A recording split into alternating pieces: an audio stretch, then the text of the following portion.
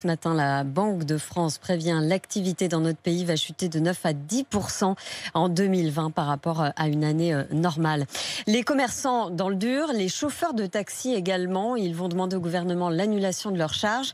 Pas de touristes, trop peu de clients à venir chercher dans les gares ou dans les aéroports. Depuis le mois de mars, l'activité est quasiment à l'arrêt. Bettina de Guglielmo, Florian Chevalet.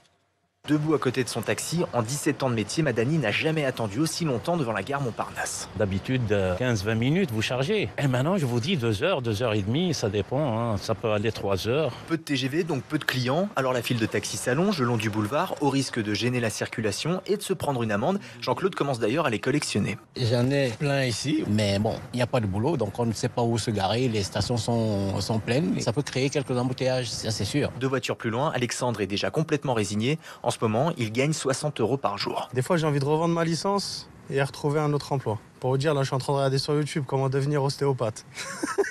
Pour soulager ces professionnels, l'État a décidé de reporter leurs charges sociales. Insuffisant pour Rachid Boudjema, représentant des taxis marseillais, lui demande l'annulation pure et simple de ces charges. Là, ce qu'on demande clairement, c'est de dire il faudra réfléchir à une année blanche, faire une annulation, une forme de table rase de ces contributions. Selon lui, il n'y aura pas de retour à la normale pour les taxis avant 2023.